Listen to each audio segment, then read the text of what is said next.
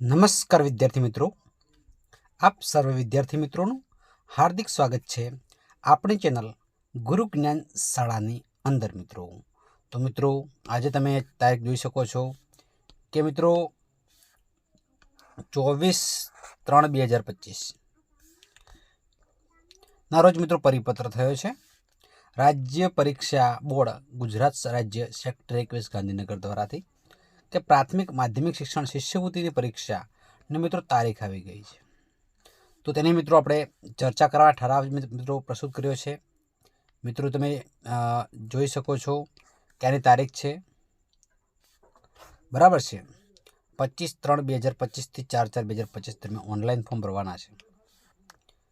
ને side www.scbexam.in આ side ઉપર તમે ફોર્મ ભરી શકો છો. મિત્રો પરીક્ષા મિત્રો ધોરણ 6 ને મિત્રો ધોરણ 9ના વિદ્યાર્થીઓ આપી શકશે.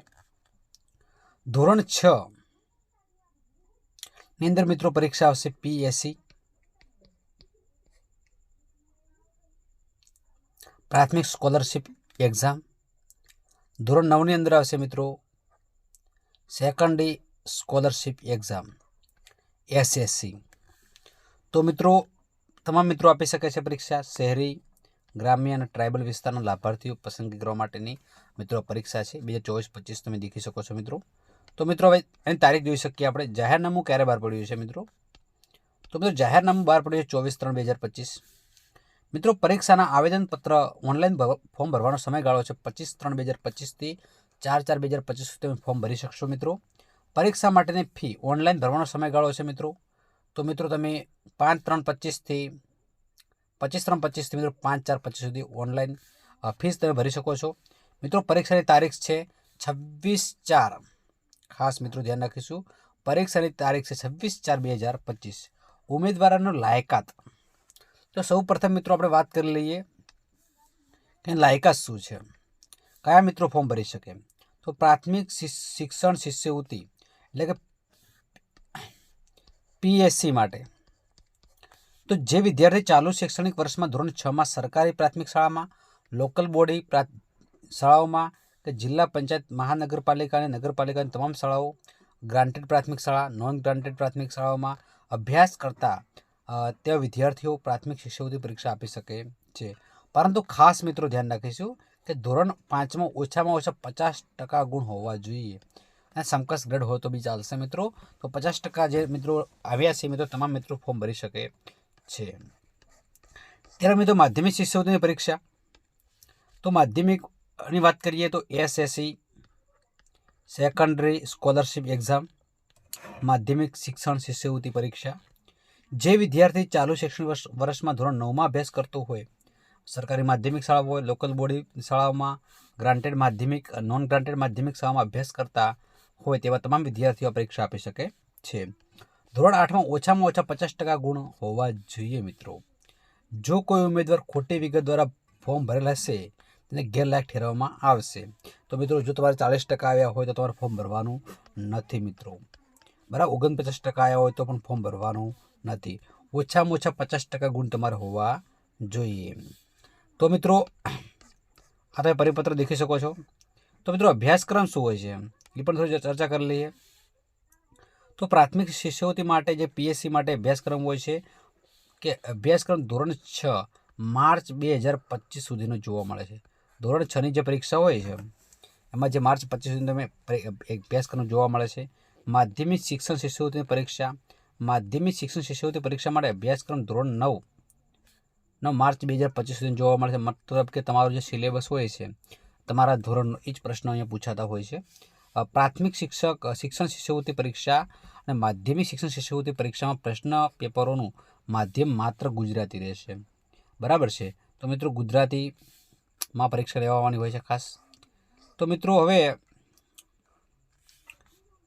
ખાસ કરીને શું પૂછાય છે તો ભાષા અને સામાન્ય જ્ઞાન. મિત્રો તમારી ભાષાઓ પૂછાય છે એની 60 ગુણના 60 પ્રશ્નો હોય છે, 60 માર્ક્સ હોય છે. ત્યારબાદ મિત્રો ગણિત વિજ્ઞાન પૂછાય, 60 પ્રશ્નો 60 માર્ક્સ હોય છે. કુલ 120 માર્ક્સ મિનિટનો સમય હોય છે અને કુલ 120 માર્ક્સનું પેપર હોય છે. મિત્રો પ્રાથમિક શિષ્યવૃત્તિની પરીક્ષાની ફી મિત્રો 100 રૂપિયા છે. માધ્યમિક શિષ્યવૃત્તિની પરીક્ષાની પણ મિત્રો ફી કેટલી છે? 100 રૂપિયા છે. હવે મિત્રો ધ્યાન રાખીશું કે ગ્રાન્ટેડ માધ્યમિક અને નોન ગ્રાન્ટેડ માધ્યમિકમાં અભ્યાસ કરતા વિદ્યાર્થીઓ પૈકી જે વિદ્યાર્થીઓ પરીક્ષા આપવા માગતા હોય તે વિદ્યાર્થીઓને પરીક્ષા ફી ઉપર દર્શાવેલા માળખા મુજબ ભરવાની રહેશે. બરાબર. આ નોંધ છે ગ્રાન્ટેડ અને નોન ગ્રાન્ટેડ માટે.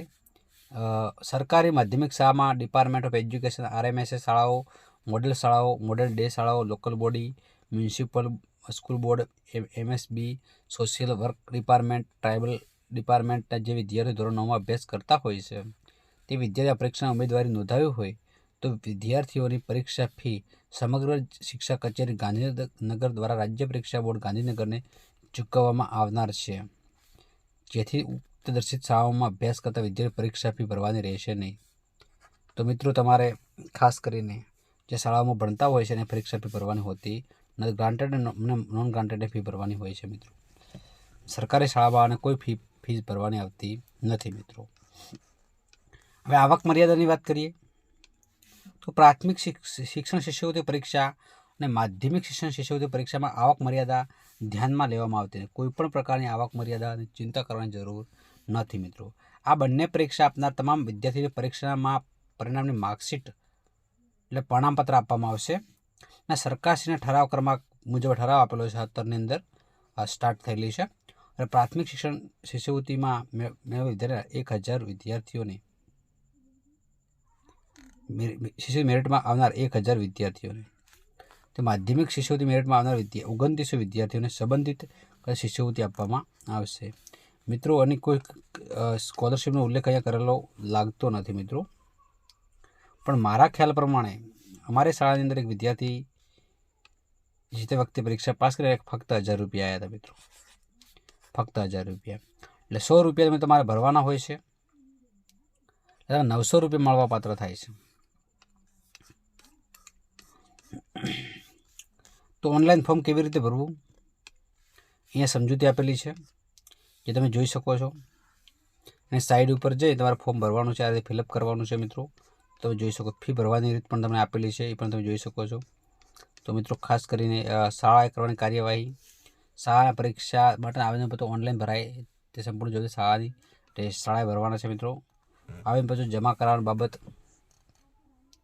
કોઈ જમા કરાવવા જવાની જરૂર નથી. પરીક્ષા સંચાલન માટે સૂચનાઓ.